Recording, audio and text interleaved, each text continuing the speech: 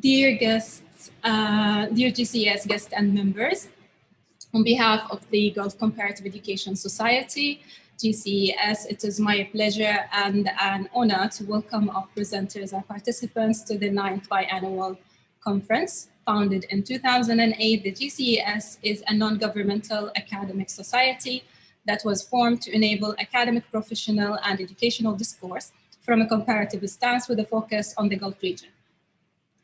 The GCES Conference 2021, which was initially planned to take place in Kuwait in 2020, was delayed due to the COVID-19 pandemic and the social distancing requirements that all of us had to follow as an aftermath of the global pandemic.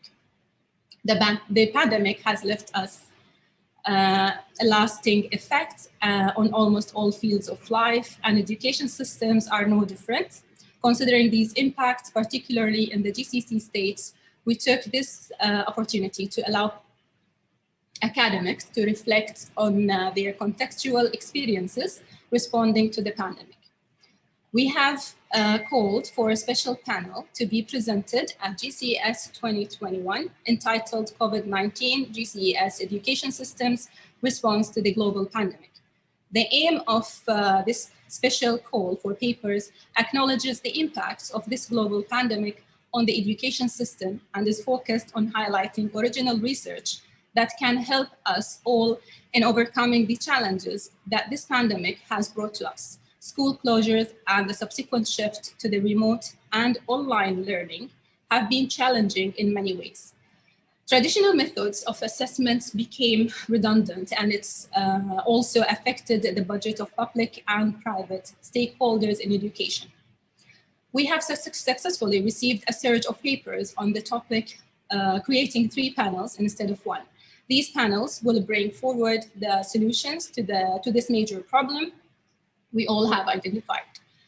Along with digital tools and innovation, teachers training and development, and policy making to empower the education system to overcome this problem at hand, and the major focus here.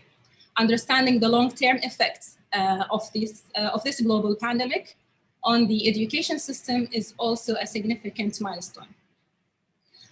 I am pleased to announce the launch of this virtual conference, GCES 2021, entitled Rethinking Educational Reform in the GCC, Reflecting on the Past to Inform the Future. The theme of this conference reflects back on the theme of education reform in the Gulf from our first symposium in 2010 to see what has changed and the lesson and practices that can be shared since the initial symposium.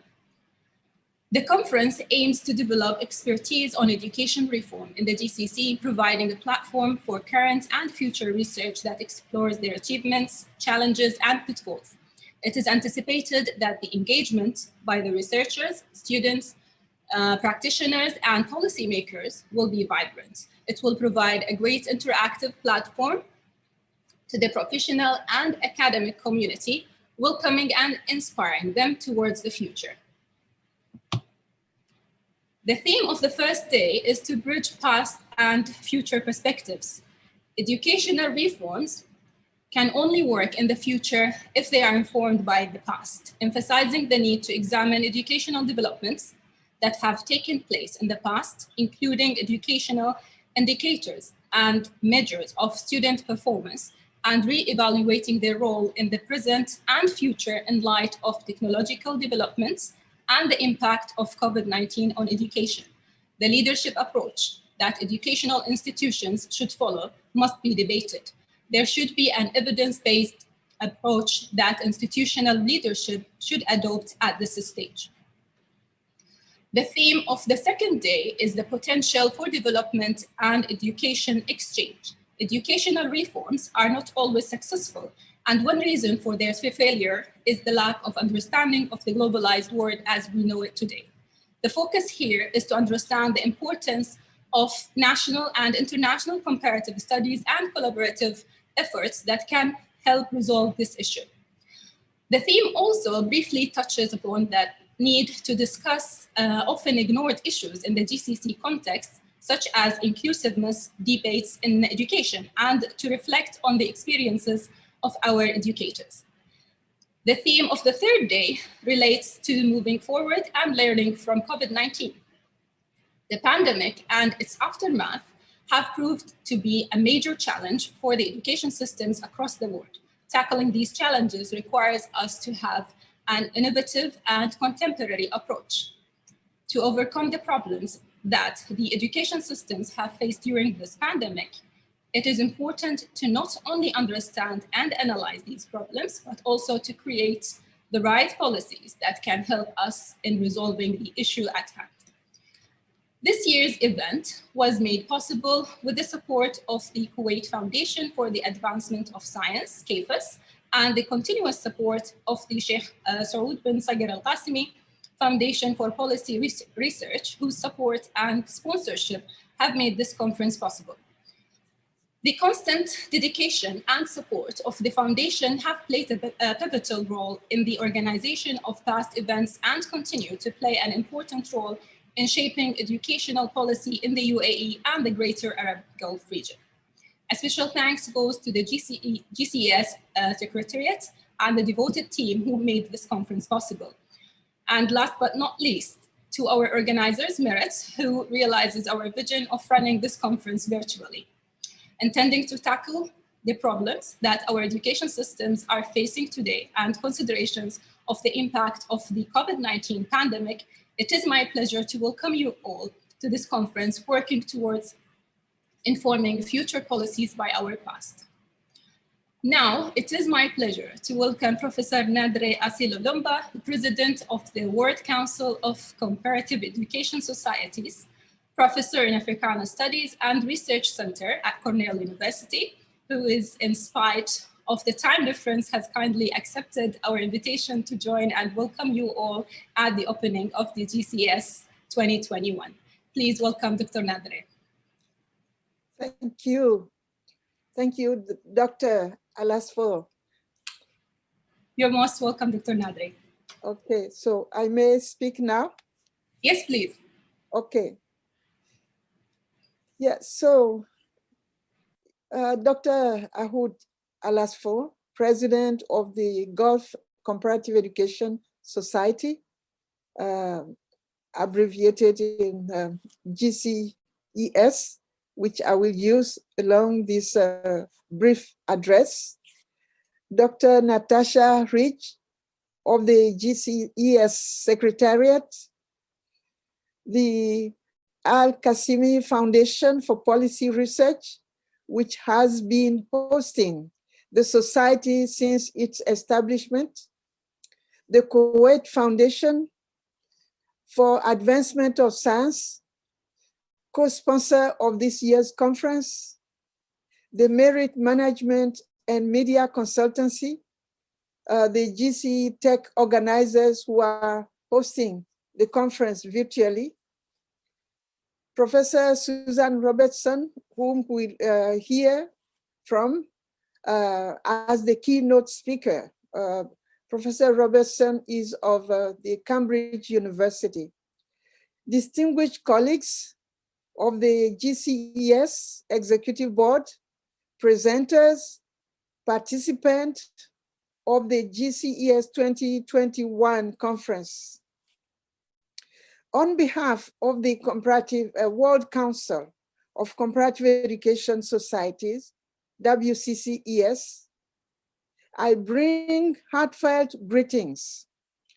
In this capacity, it is my pleasure and an honor to join you in this opening of the GCES 2021 conference.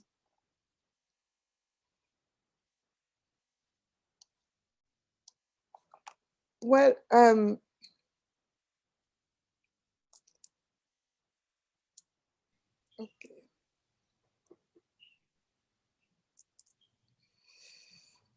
The past 1 year, as just said by Dr. Asfour, has been tumultuous for the entire planet Earth due to the COVID-19 pandemic, which is still ravaging many parts of the world.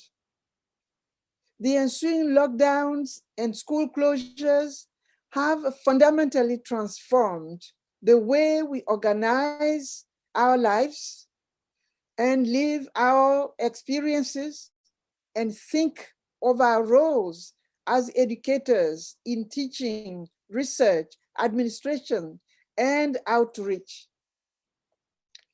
I realized that indeed, because of the pandemic, the 2020 conference that you were planning had to be postponed, and which is being held at the moment.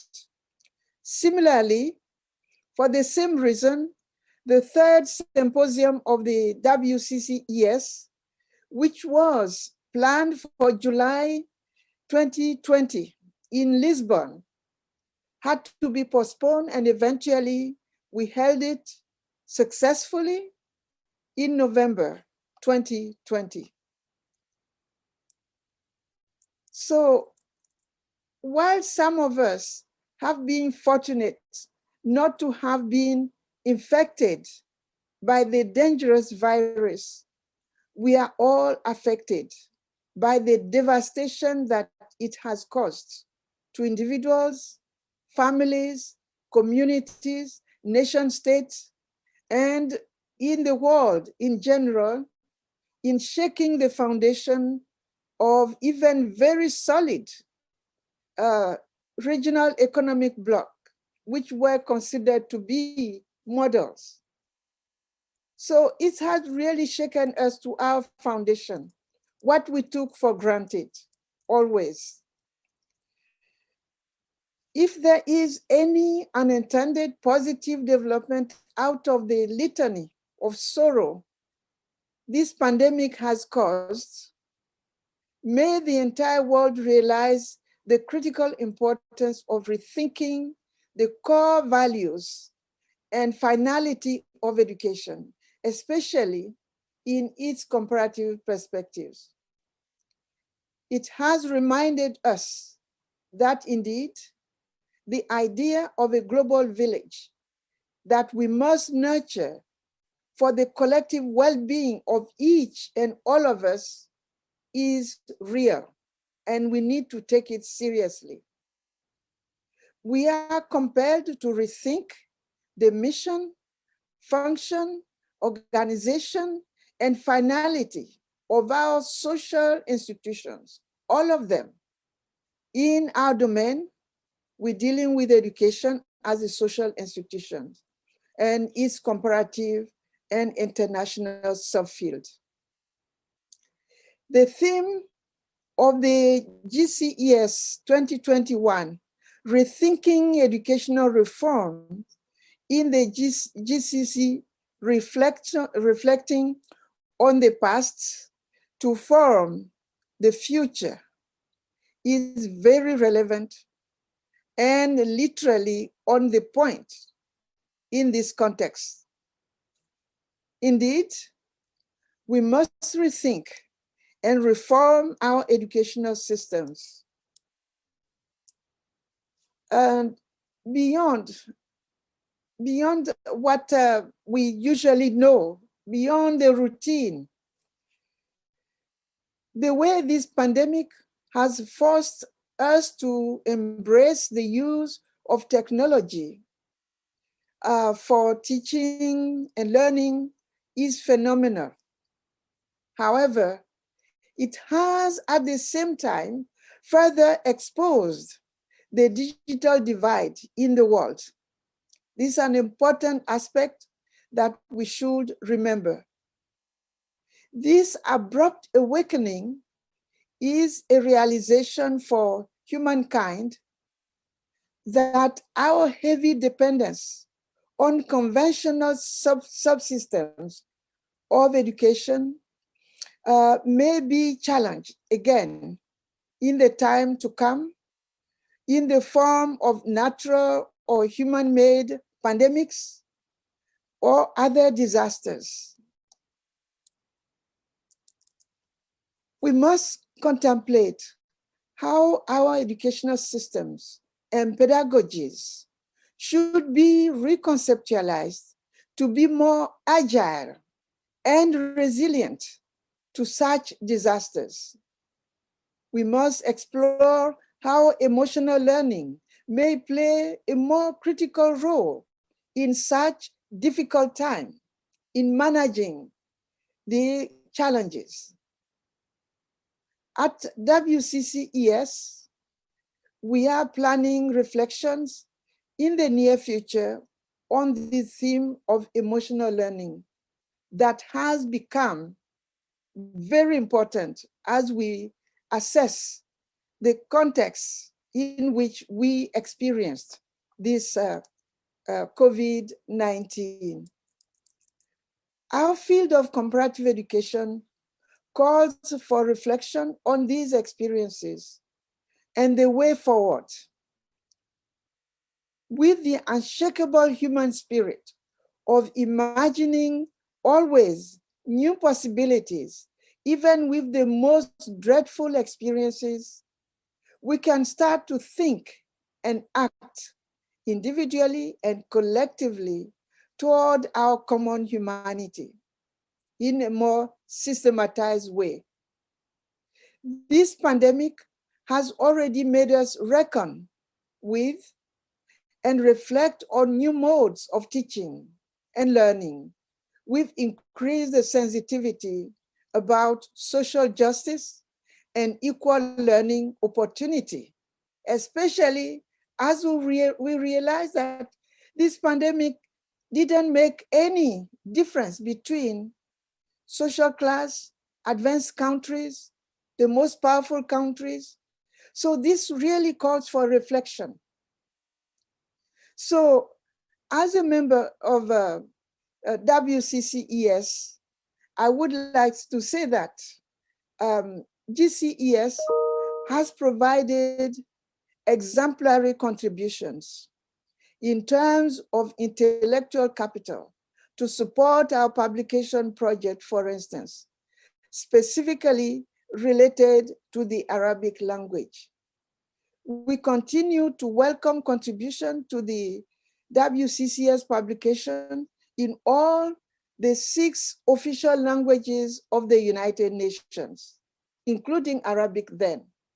And I want to use this opportunity to invite this audience to contribute to our publications, peer-reviewed journal, Global Comparative Education, the journal of the WCCES, and World Voices Nexus, the chronicle of WCCES. We publish in all these 6 languages. So please submit so that more readers who may not be able to read in the usually most popular languages or languages in which we function more often in some areas, such as English particularly, also at times French, we invite you to submit publications also in Arabic or any other of the 6 languages. Well, in the WCCES, we uphold the tradition of inclusion in the council without any discrimination to gender, language, race, religion, or nationality. We represent the world and we want to contribute to imagine and create a new world. I would like to, again, specifically thank Dr. Ahoud Asfour for her solid support to WCCES. And as I said, I welcome all of you to contribute to the publication and to take part in many other activities, including the 18th World Congress that we are preparing to be held, God willing, in 2022, July 2022 in Bangalore, India. So I would like to thank you again for inviting me to join you, because the program that Dr. Asfour read for the next 3 days reflect clearly what I said earlier, to be agile. So you already demonstrating that by reflecting on our recent experience in a forward-looking manner. I would like to end by quoting the popular statement by Nelson Mandela.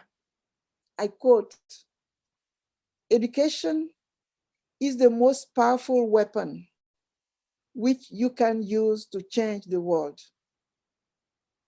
As comparativists, let us together use our collective knowledge, our collective aspiration for the best of the world through education, for our common humanity, for our collective well-being."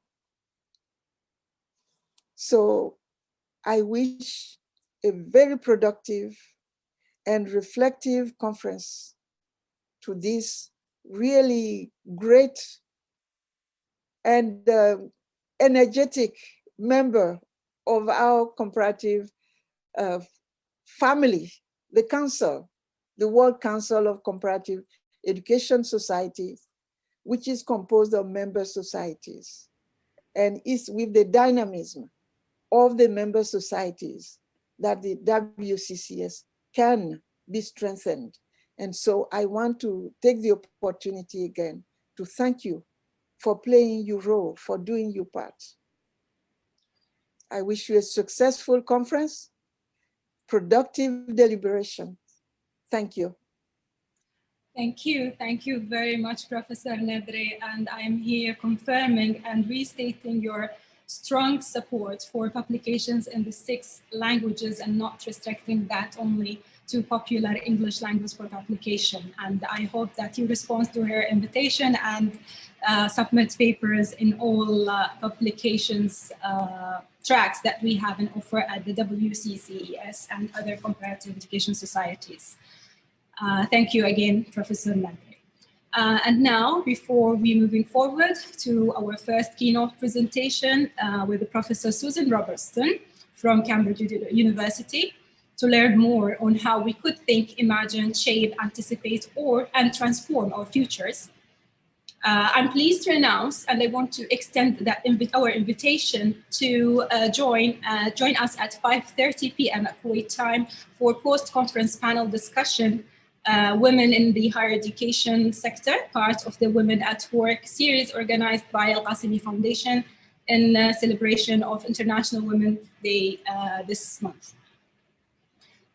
Again, thank you all for attending and for being part of the conference, GCES 2021, and we are looking for a very productive conference. Thanks again.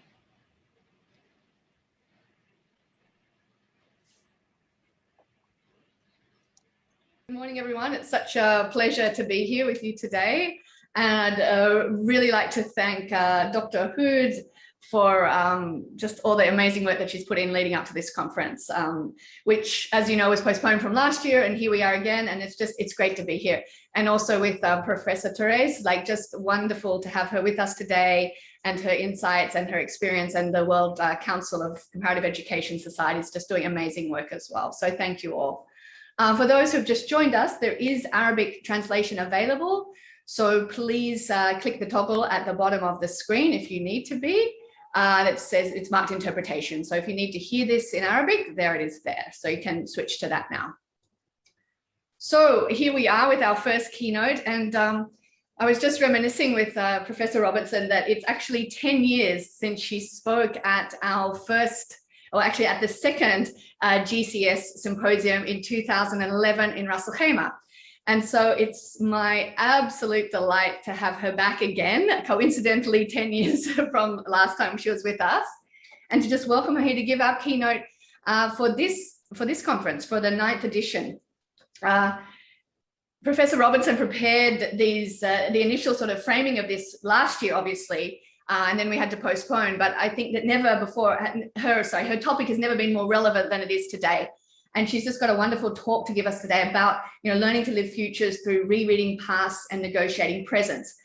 But really it's about data, it's about technology, it's about AI, and what does this all mean for that, and who's charting our futures, and are we taking the future for granted in education? Are we taking for granted what's going to happen with regards to technology? How much are we engaging with it critically, and how much are we just accepting what is actually happening to us? So without further ado, I hand over to the wonderful, insightful, and a very good friend of GCES, Professor Susan Robertson. Thank you so much. So thank you very much.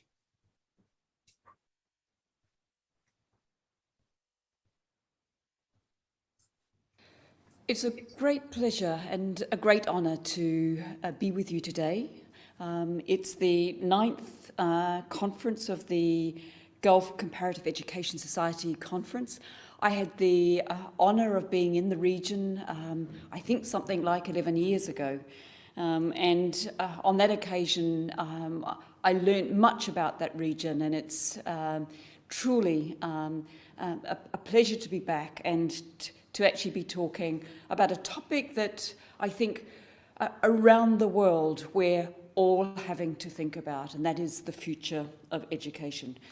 Before I get started, I'd really want to say a number of thank yous to Dr. Ahoud Asfour, who's the president of the Gulf Cooperation Education Society Council.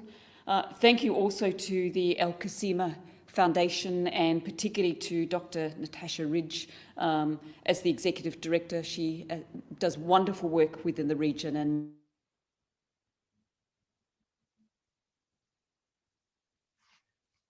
of science, really important to see that their support is there, making sure that this conference can happen, and Merit Media Consultancy, just to make sure that our conference virtually can happen. But with a set of ideas, I hope, that set us up for some debates over the course of the day. So the title, oddly enough, is a title I gave this presentation last year, Learning to Live Futures Through Rereading Pasts and Negotiating Presents. That conference, my presence at the conference didn't happen, and we know why. It was the pandemic. But what has happened as a consequence is that it has escalated conversations around the present, the future, perhaps even elements of the past. How is it that we didn't recognise a global pandemic might actually be out there? So I want to use this occasion to get us to think in more complicated ways around uncertainty, radical ruptures in what is it that we know. We know children have been out of school around the world, multiple lockdowns, and suddenly actually the certainty of schooling, when we had often been very critical of the role of education and the draggery and to some extent sometimes the robbery of putting children into institutions, they felt safer spaces in many ways. Now, I want to do a number of things today. I want to ask us to problematize the future, because by definition, the future hasn't happened. So how can we know about the future when that future hasn't yet arrived? And yet we act as if it has.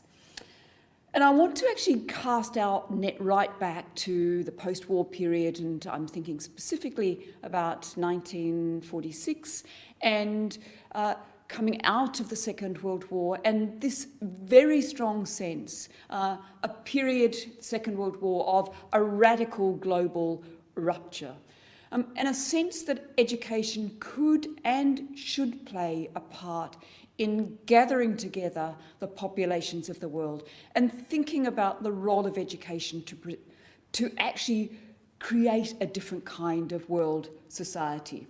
So UNESCO gets created in 1946, a decade later or a bit more, multilateral institutions like the OECD. And many of these kinds of organizations have periodically, along with governments, put their minds to thinking about the future, and particularly thinking about the future in these moments of radical uncertainty. So we can think of the 1950s and the Cold War, the economic crisis in the 1970s, and the Faux report, for instance, with UNESCO. We can go forward into the 1980s, and Jacques Delors again thinks with UNESCO about what kind of world should we have, what's the role of education in that, can we do some utopian thinking here, and how can we learn to be and become different kinds of people. The latest iteration of that is currently UNESCO in 2019, before the pandemic, launched a global conversation, as it has done with Delors 4 and others, and trying to ask us to not just learn to become, but to have a global conversation around how best to imagine what schools could look like, our universities, what should they look like, what does knowledge look like in the 21st century, what could learning look like, how can we, as they're actually asking us, think about the future of humanity and the future of the planet. So clearly, during periods of radical rupture, as we're facing right now with the pandemic and deep crises, the question of the future and the role of education looms very, very large. So we'll have pundits in several different directions. Here we've got Jacques Delors putting out a text that was incredibly utopian in many ways in the late 1980s, looking ahead, thinking about what kinds of societies, education institutions, which by definition are investing in the future generation. If I look at the school that I'm a governor of, and if I look at the young people skipping through the door, they are our future, 30, 40 years ahead, maybe 50, perhaps thought leaders, leaders of the world. What kind of individual are we hoping they might become so that they actually protect humanity and the planet? For Delors, he was regarded as a utopian thinker. The general view, looking back in the 1980s, was that, in fact, the idea of a global village possibly shouldn't happen. We are very different, we're very diverse. In the Arab region, where we are situated right now and having this global conversation, there are very long traditions and different and deep knowledge traditions that might have generated, for instance, in the mathematical world, algebra and so on. On the other side of it, I think, we've got different kinds of pundits. Michael Barber in 2013 launched what became a very famous report, An Avalanche is Coming. So we've got the doomsters, the people who kind of boost up the crisis. But what are they both after? For Michael Barber, and here it's a report that was funded by the Institute for Public Policy Research, but essentially he'd been working for one of the big global corporations, McKinsey and Company. There is something to be gained about grabbing the future for yourself. If you're a corporation, for example, like Facebook and Twitter and so on, these very large platforms that now have underpinned our education activities over the last 12 months, these are very big investments potentially in futures and profits. So grasping the opportunity to get that future, to shape that future, particularly if you're a corporation, but any other individual out there, there's something to be had, something to be gained. Now, we do have economists who will look back over histories, and we can see Kondratiev the famous Russian scholar who looked at, the different waves and over periods of time, looking at the 1800s and technologies at particular moments will boost a different kind of future. We might see, for example, if we're looking at the rise of, transport and railways, later on engineering and chemistry, petrochemicals, the automobile, and most recently we can think about digital technologies, artificial intelligence, machine learning, and even what's called kind of deep artificial intelligence. The idea that actually you can create an image and a representation that is so believable of someone that in fact you can actually misrepresent their identity.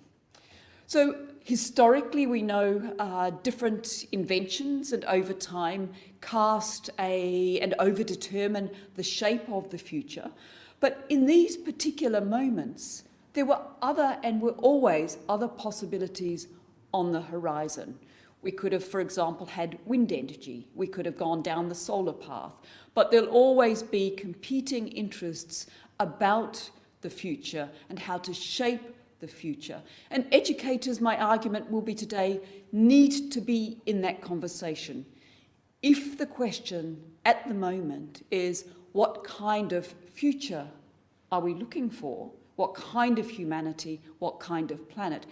Educators, I would argue, have a responsibility in a really significant and profound way to join that conversation, to lean into that conversation, and to begin to shape that conversation in ways in which the jurisdictions that they have responsibility for, young people and their future, that's where their responsibility lies. What kinds of knowledges, what kinds of disciplinary knowledges, what kinds of relationships would we be wanting to foster in our education institutions that actually deliver the kind of future that is potentially more hopeful.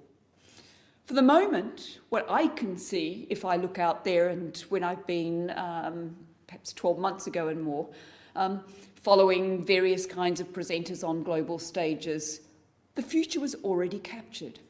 Artificial intelligence, machine learning, big data, that was the future. But is that the future that we actually want? Is that the future that will deliver, for example, the kinds of things that we know actually the planet needs to nourish itself, to recover itself? Is that what human beings actually need? And we can see through the period of the pandemic, sociality, being with other people, not sitting in front of a screen, are things that are now being pointed out as being particularly important. Now, we all do try and imagine the future. Some of us try very hard to what we could describe as colonize the future. What you'll see here is what's called a risk register. In my university here, but I'd say in many education establishments, we look across our various endeavours and we try and calculate the risks. What's at the top? What's red? What's flashing red at the moment, and what should we be attending to? Sometimes it's finances. At the moment for universities, will it be international students hopping on a plane and travelling halfway across the world? What does it feel like to be in England with a pandemic? What does it feel like to be in a school where you're worried about young people and the possibilities of infections and so on? So we do try and think about the future. Not only do we try and think about the future, we try and imagine and materialise or deliver a certain kind of future. But we also try and think of the risks in relation to those futures through these risk registers. But who actually predicted COVID-19? I think we're all rather casual last March. There were kind of bumpings of elbows, knocking of knees, you on the other side. But the other side has taken an awful long time to come around. for absolute sure, we've had vaccines, and this will take me to a really important point about suddenly educators and scientists who'd sort of been put off to the side as maybe potentially irrelevant. Universities and actually schools have found themselves right at the centre of attention as critical workers, producing the kind of science that in incredible haste, scale and speed have been able to generate the kinds of levels of vaccination that potentially the end of that long tunnel is kind of around the corner, or hopefully. So now this takes me to the major kind of substantive point. If the future is unknown, then clearly we imagine the future. And writers who think about this, as we are in this academic conference today, think about different ways in which the future can be thought about. Traditional societies, for example, of the kind that Bourdieu studied, the Kabyle, would largely have thought about their future pretty much as an enduring present. Okay? The future came around simply like the stars and the sun came around.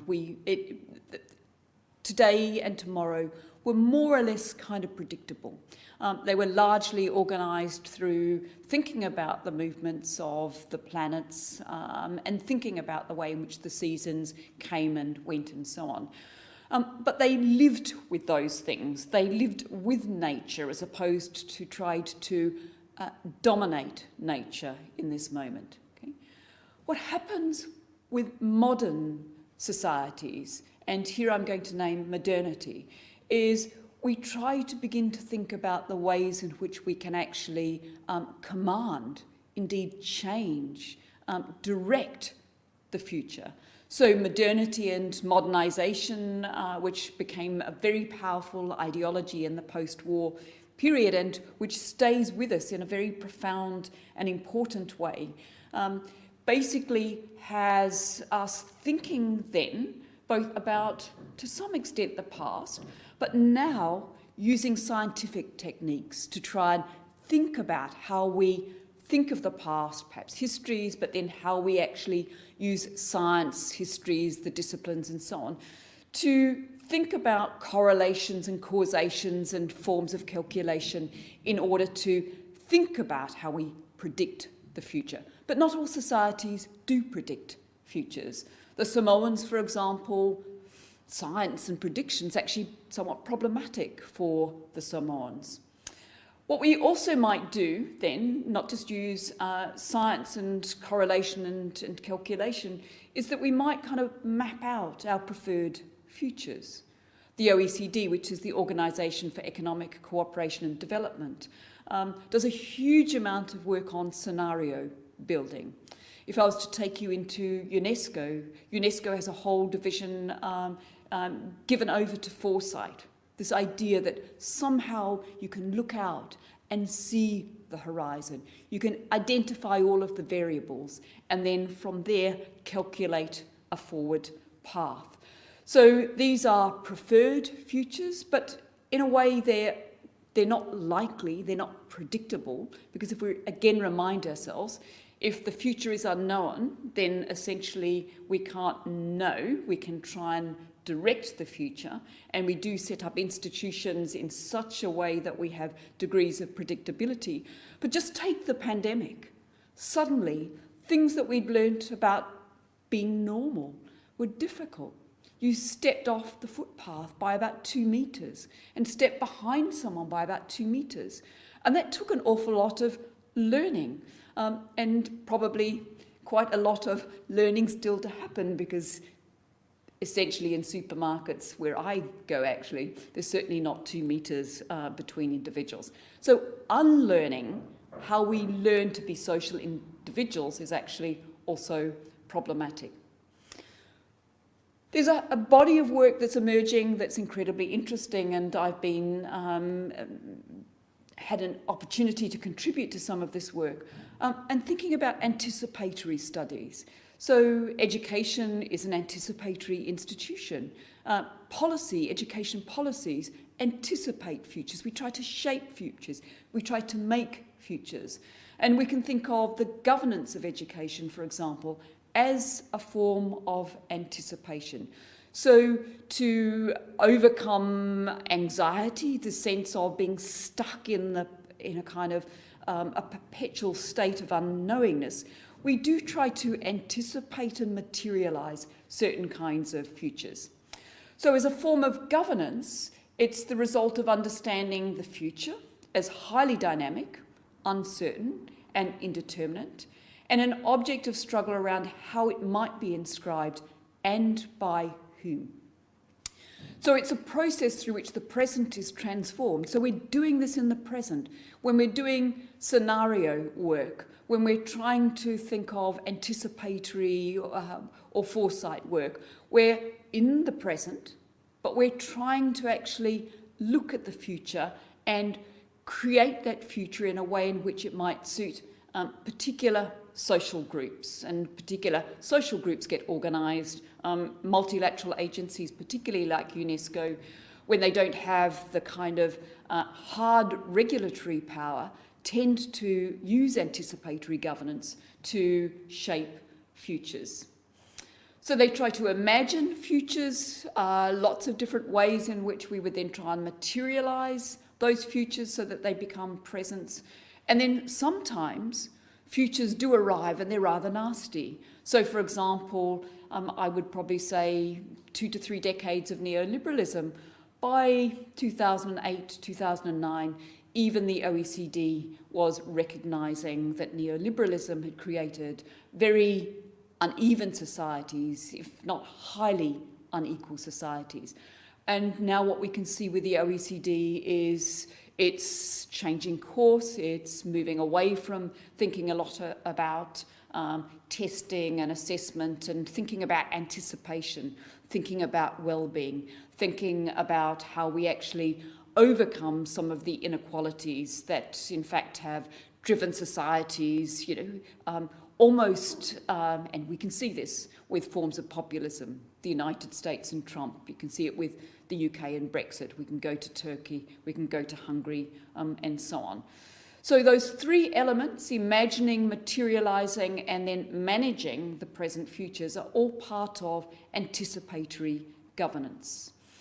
We can anticipate, there's lots of evidence, although there will be the naysayers around climate change. We've got elderly populations, we've got intergenerational inequalities. We know, for example, we can see social inequalities there across many societies. The United States in the 1980s would have been one of the more equal societies with degrees of social mobility. That has stalled. For the OECD, they talk about the elevator has actually broken. And we can also see that, in fact, new technologies are delivering all kinds of innovations that would include driverless cars. The 4th industrial revolution is here with us, digitising platforms, again, artificial intelligence, 3D printing, and so on. And the idea of a circular economy, so where we might use materials, can they get recycled, and so on. So the future is up for grabs. And there are futurists like Raoul Miller. A number of events UNESCO has been hosting, you can see here, Anticipation in the 21st Century, trying to promote the idea of anticipation as an academic discipline. I'm not on the same page with Raoul Miller as to how he wants to read the future, but it basically makes my point that there are all kinds of futurists, pundits out there attempting to take the future, shape the future, materialise the future, and in the world of education, to shape the world of education. Now, what I want to do here is to actually make a case for a particular set of knowledges and a certain kind of conversation that I think it's really important that we have at this conference. in the 1990s, as the idea of the knowledge economy got moving, the OECD thought a lot about the kinds of knowledges that it thought were not as suitable for the so-called knowledge economy. And actually in the early 1990s, there were ideas like a knowledge society, a knowledge economy. They were all floating around, a network society, a learning society, and so on. There was a great deal of criticism, too, at the idea of having disciplines. You know, what's the use of geography? What's the use of history, single disciplines? And to some extent, they're right. One of the problems of discipline-based knowledges is that they're partial looks at the world. But if we were to take something like climate change or the fourth industrial revolution, we need more than one discipline to try and understand these things. You know, how do we want to think about something like driverless cars? Okay, we might have the technology there, but you know, do individuals feel that in fact the technologies, the digital technologies and so on, create rifts between people and so on? So there was an argument that was kind of put in the 1990s by Gibbons and Nowotny and others around making knowledges more trans or interdisciplinary or multidisciplinary kinds of knowledges. But one of the problems I would want to say that kind of set in the 1990s is that they saw that in fact knowledge should be put to work for practical problems only. Now, the problem here, of course, a theoretical mathematician would tell you, is that in theoretical physics, we have practical problems, but often we're solving practical problems through theoretical knowledges, and those two things go together. So if we take one of the vaccines that was developed, AstraZeneca in Oxford, Sarah Gilbert, who has been working on that with her colleagues there, they had developed the formula fundamentally around SARS, and they could on a weekend more or less come up with what they thought might be the kind of vaccine that they could use for COVID-19. And many of these would have been kind of theoretically driven but also practically applied.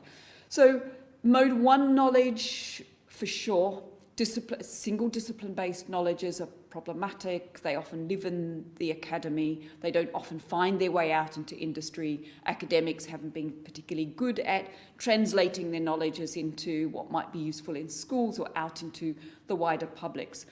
But to some extent, what we then did is we cut, if we can use a metaphor, our nose off to spite our face. What we did is we basically said, okay, we're going to go with practical knowledges only, and it's the knowledges out there that the publics themselves think are practical problems.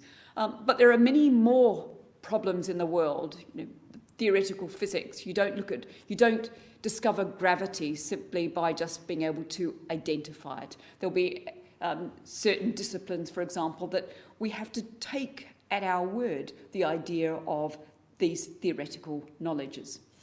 But the one thing I've also been increasingly concerned about is that if we just stay with the idea of the future, and the future at the moment being broadly technologically determined, we forget two things. One is we forget the past, first problem. The second is that what we do is we underestimate the kinds of knowledges, and I'm going to call these civilizational knowledges, that were incredibly important 2,000 years ago and longer, where essentially some of these are communities that might have moved, and I'm thinking across the old Silk Road, where they're actually being able to recover some of the knowledges. And I'm going to use an example here around Kazakhstan, some of these mounds that they've opened up.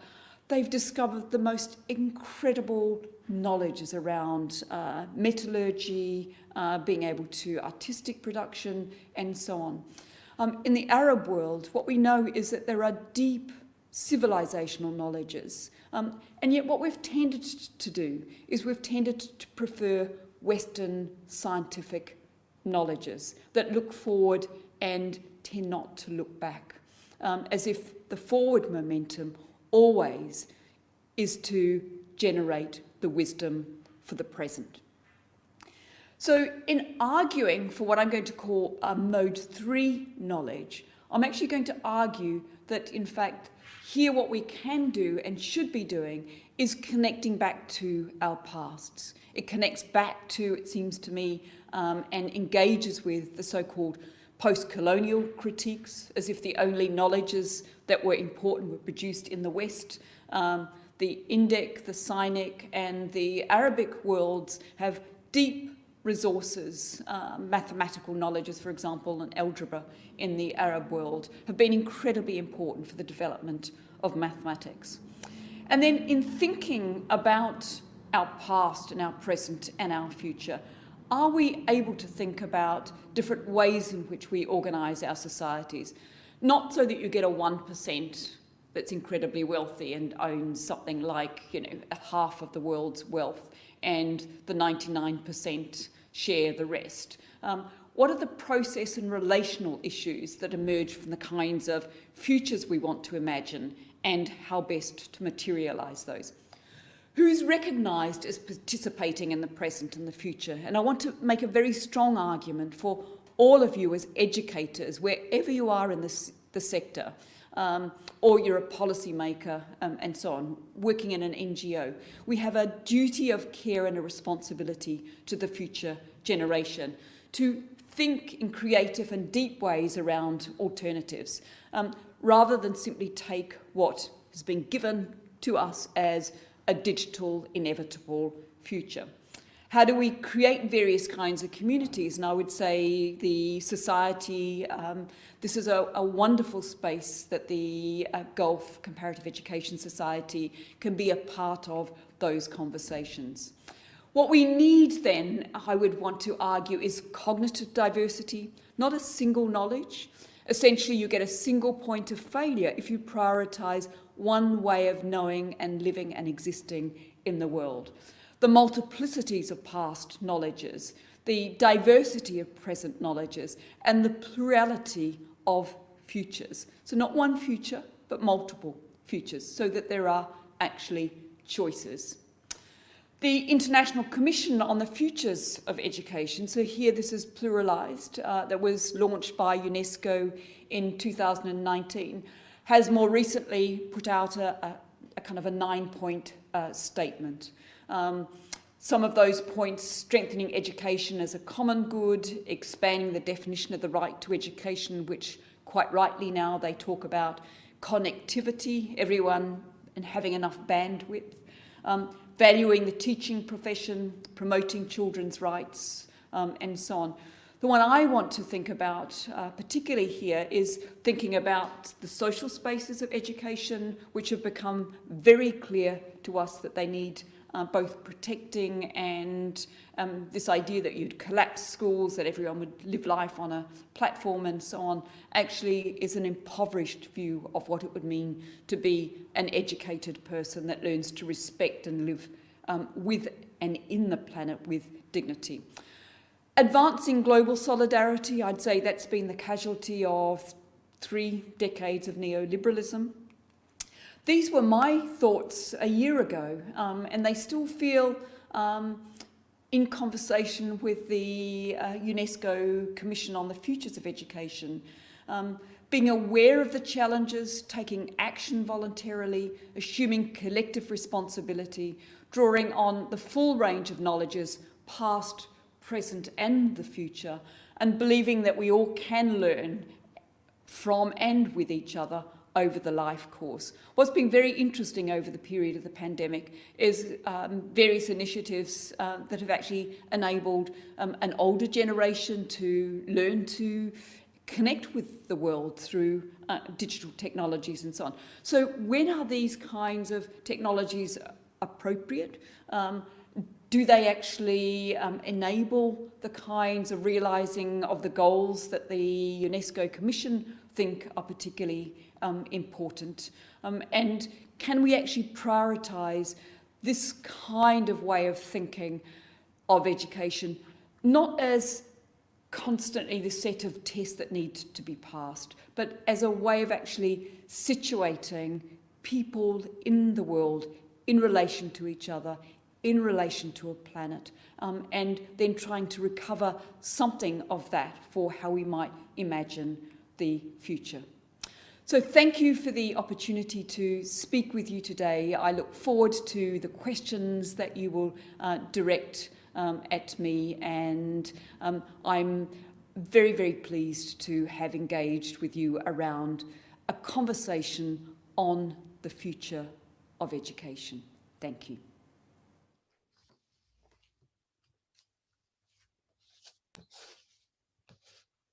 Thank you so much, Dr. Robertson. That was just a wonderful presentation, and it gave me personally a lot to think about.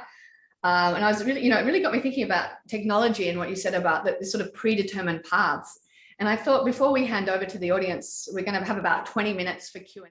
But just to kick off, Susan, I was thinking about technology and the idea that you talked about of predetermined paths, that we sort of have this way that we think the future will look, but also for education. I guess I was thinking that we've also sort of decided in a sense how technology will be used for education. And I was wondering what you thought about that. Like, we're very much like in the mind that every child needs a laptop, everyone needs Wi-Fi, but practically this is very difficult for large portions of the world. And I was wondering what you think about, are we also too confined in even how we conceive of technology and its usefulness, or how it should be used for education? I think it's a wonderful question, and perhaps part of the response on my part is to say, over the last 12 months here in Cambridge, which was resolutely non-technological. Students had to come to Cambridge, you were in a college, all lectures had to be given live, not on a platform. But what we've tried to do is use this year, we paid someone to be our embedded sociologist to actually look at the different ways in which we might, when we might use technology, how we might use technologies, when we might not use them, and so on. So rather than being given a script, which is essentially being given, let's say, a tablet, and being told, for instance, by the technological, the big corporations, this is how it's all going to happen. There's been an awful lot of learning and playfulness that I've been incredibly impressed by. So I think it's up to educators to say how do we want to use technology, and and for what purpose, and what kinds of learning activities are enhanced or not. Because particularly if we're going to go down the road of, let's say, technology and so on. What we know in the case of England is that there were, in some cases, the only technology was a phone. Quite a lot of learning can't take place on a phone. It requires a very different kind of interface. First issue. Second issue essentially is bandwidth. And, and then perhaps a third issue is, people are social beings, and it's been extraordinary to look at, the determination to get back into schools and the need of people to kind of be with each other as social beings. So I think they generate, a slightly more, and it's not a zero sum, it's when do we want to use technology and how, and when don't we want to use it? And then to say, are the pedagogical practices that are coming out of, let's say, Microsoft, are they those sorts of pedagogical practices we as educators would want to endorse, or do they have a rather impoverished view of pedagogy, curriculum, and so on? No, that's so interesting. Yeah, I totally agree. But I will not take the time. We have many questions for you. Can you see the Q&A box there on your screen? Yes, I can. So I think I'll just let you have a scan, choose whichever ones you you can speak to. Some are longer than others, and we've got about 15 minutes, so I'll let you know when we're close to time. So I can only see a chat from, no, I'm in the Q&A. Okay, let me. That's okay. I'm in the right space now. Okay, good. So David Dingus, you're asking about past waves of development and change throughout history.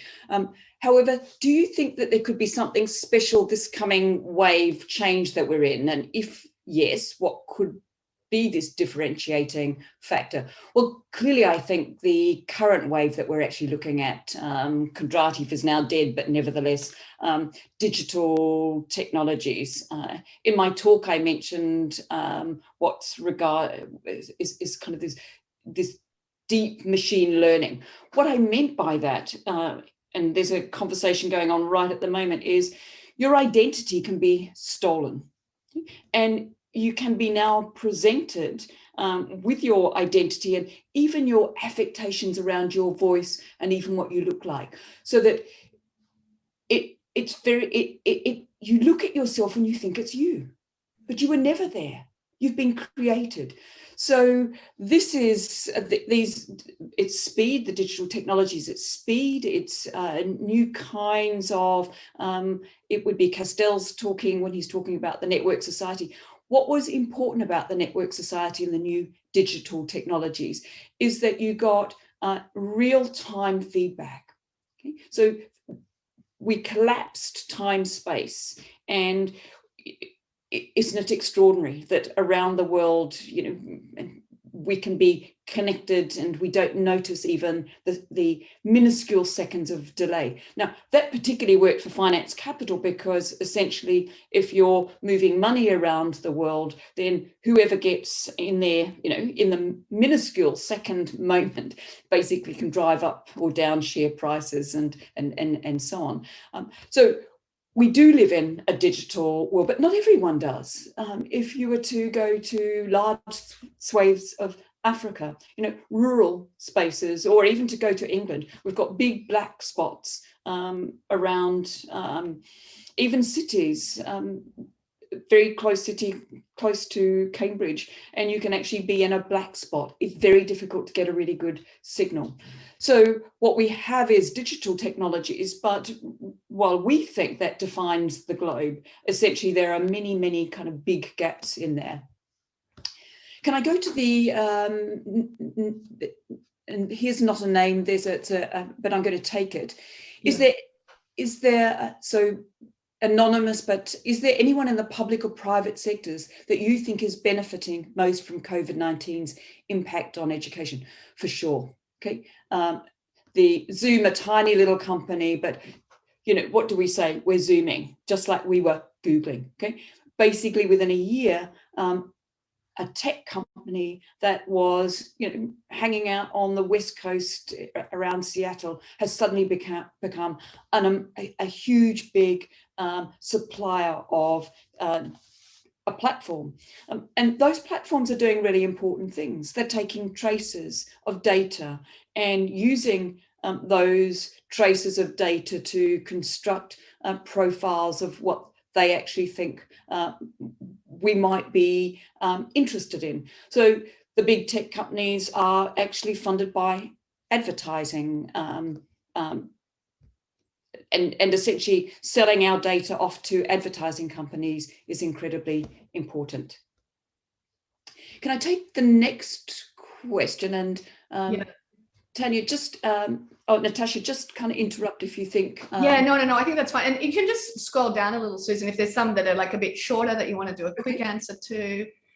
Maybe take one of the shorter ones and then we can skip back. Sure. I'm going to go to Emily's question around post-colonial theory. I've got a quick mention. I'm curious if you would expand on what you think about what this, how this connects to the idea that past influences the present and needs acknowledgement of how we create the future. Terrific question, Emily. Here in Cambridge, as you can imagine, an 800-year-old institution and deeply Western knowledges. But the whole question, essentially, for many universities is, they're Western knowledges. And as those universities, face out into other parts of the world, perhaps Africa, Latin America, and so on, what they promote as the so-called knowledge of the world is knowledge of a particular set of places in the world. And the post-colonial question, thinking of right across Europe, which knowledges were actually buried, which can we recover? And we often have a very impoverished view. And I would probably say in the post-war period, and particularly Parsons, some of the social theorists that were really important in sociology in the post-World War II period, talked about some societies as being backward societies and other societies as being modern. Okay? And yet if you take the example that I gave, Kazakhstan and 5,000 years ago, these extraordinary knowledges that created, I showed an image of Goldman, beautiful artifacts, that they were buried in these mounds. And again, I think we lose those knowledges at great cost, because in some of those different societies, what they did and could do is they lived with nature. And I think the onus is on us to kind of go back and bring forward some of those kinds of knowledges in ways that also acknowledge living communities now. Okay, what do we have? Maybe Ibrahim Al-Houthi? Let me just, do you want to read that question out and then I'll respond? Yes, I can read that. Is it correct for an education system to anticipate what other is anticipating, or do we need to create our own anticipating? It's a good. I think we need to be in that conversation with lots of different communities where we're not being given a future, that we actually, as educators, and I'm using that term educator loosely, I mean those who might be in classrooms, those who might be in policy-making spaces, but people who think and have a responsibility for thinking about education, both as it's delivered, but what education could and should be doing in the creation of social orders. So it can't be a one-sided conversation. We need parents in there. We need the tech firms in there. We need policymakers, but these need to be global conversations, not lopsided or one-sided conversations. And I guess my concern is that educators are often being given that future and taking that future and not thinking about selectively and strategically taking from what we know about the present and the past and what we might then put on the table to drive and to shape. And I would say right at the moment where the questions are being asked around schooling and education for the 21st century, if we don't dive in there, it will be taken. Okay, maybe I can read you a few more, Susan. So one of the questions that I thought was interesting, Ali Al-Matari's just posted now. He says, do we really need an urgent need for technological planning in the future in light of the acceleration of technology imposed by COVID-19? And he's asking, has the pandemic affected the enhancement of the perception of the social position of the teacher in different parts of society? Yeah, so I think he's really, I think it's a great question about how has the role of the teacher really been affected by technology? And I think we've had a lot of discussions around this here, and I'm sure you have as well. Absolutely, a lovely question, and it's a two-part question, and I'm going to take the second part because perhaps more recently I wrote publicly about my disappointment around, certainly in England, this idea that, the parents should get in there and tell the head teacher that the teacher wasn't doing a good job, and here there were families supporting children in lockdown learning and so on. And I thought this was incredibly disappointing because what I had seen in many classrooms and the trainee teachers who were actually assisting in virtual classroom planning and things like that, an amazing amount of innovation, creativity, care, concern, and so on. So perhaps in some jurisdictions, certainly I'd say in England, there's been a rather negative view that the only critical worker that counted was essentially those working in the hospital sector. And yet, perhaps in what we have seen, I think, Dr. Ali, is what we have seen is the critical importance of schools and teachers. So where often teachers were ignored as, peripheral, tangential, we could do learning without teachers. It's very clear that we can't. It is incredibly clear that we can't. So what I would like to see is both an acknowledgement of how much teachers have done in all at different levels across different kinds of classrooms, and the centrality of teachers for ensuring well-being, safety, creativity of lessons and so on. So I think we need to get behind a campaign that basically says teachers were not just important critical workers, but they were the embodied teacher, and the live classrooms are crucially important. We can't live life as educators out on Zoom. Yes, I think because there was a lot of discussions in the past, I remember, the teacher-proof classroom and all these ideas that, we didn't need teachers anyway. And I think when we went online, that's what I saw. There was, initially when they were shut down, it was all this like, oh yeah, technology is going to be the answer and the teacher will just be this facilitator. But I think you're absolutely right, Susan. We just saw that teachers were actually doubly important. Absolutely. And I've got nothing less than a huge measure of respect for how much teachers have done. And often under very difficult policy circumstances. Let me just give you one example. And I suspect, several decades of neoliberalism have actually affected the way in which government has managed to think about governing, and it's had to try and learn governing more adequately. So on a Monday evening, when schools thought that they were all going back and had planned to go back, partly because the government policymakers hadn't decided because they were kind of too worried about making a decision, that evening on a Monday night, suddenly schools were all in lockdown and teachers on the Tuesday morning actually had to be delivering classes. And I mean, that's an extraordinary set of outcomes, and they did.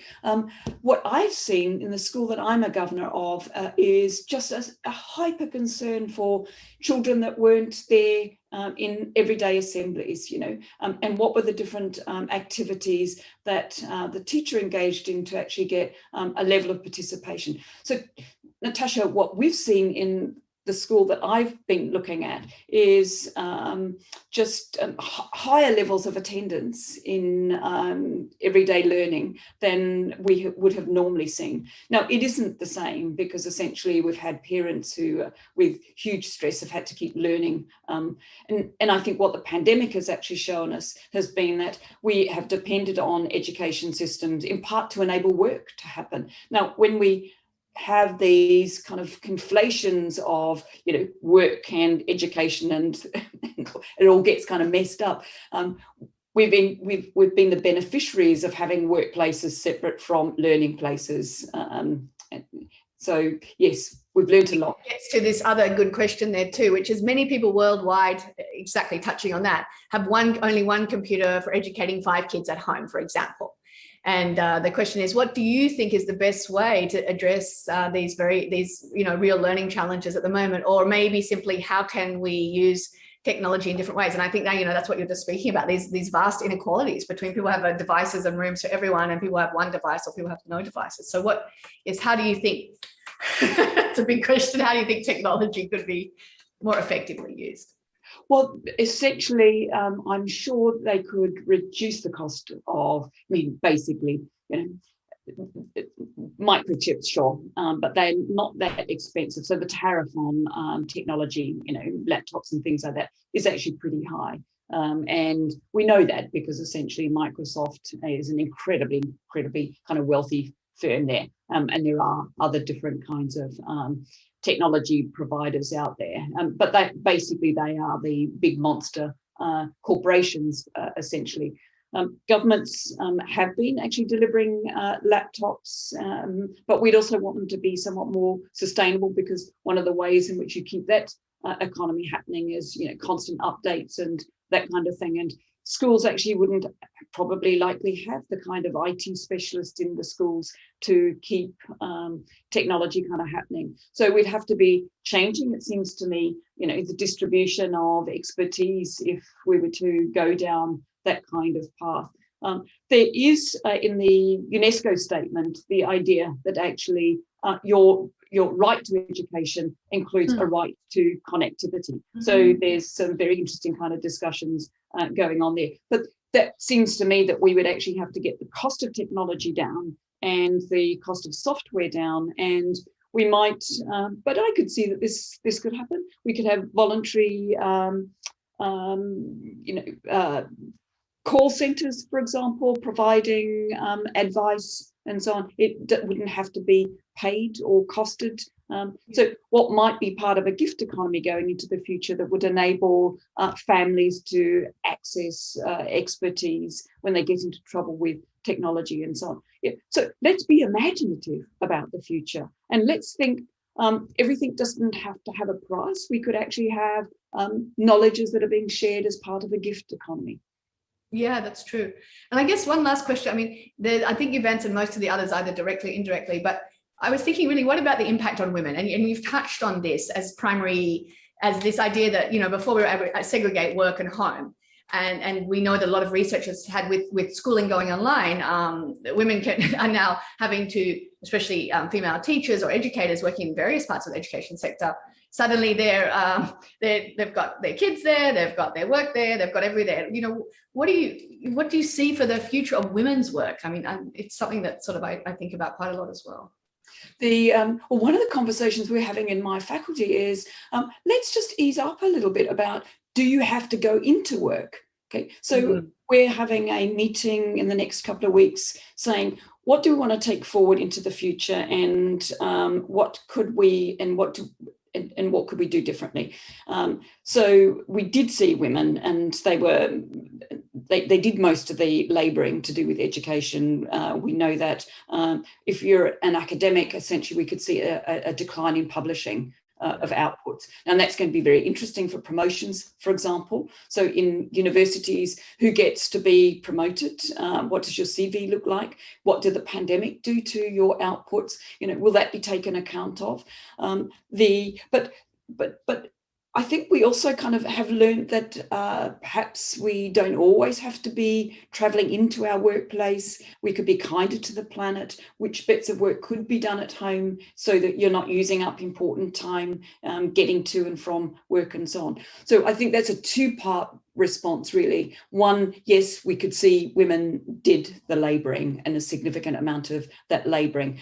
But two, what I think we have learned too is that we don't always have to be physically in a workplace, that there are some tasks, meetings, for example, that are actually probably likely better, online. We can all get there really quickly and be assembled and not be in a taxi or a car getting to a place in traffic, and the birds tweet and say thank you. The atmosphere is nicer. The bees are happier this last year. So there are some benefits from the digital world. So the question for us is, what worked and for whom? What do we want to take forward? And what do we feel, the embodied world needs as opposed to the digital world? And what does that mean for education? And again, it's a conversation.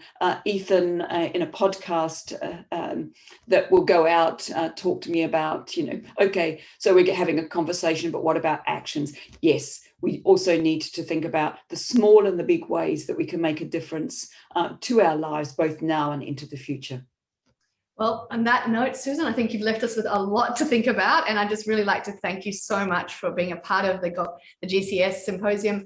Again, I hope it's not 10 years until we see your face at the next conference, and I hope we see you again in the Gulf very soon. But thank you so much.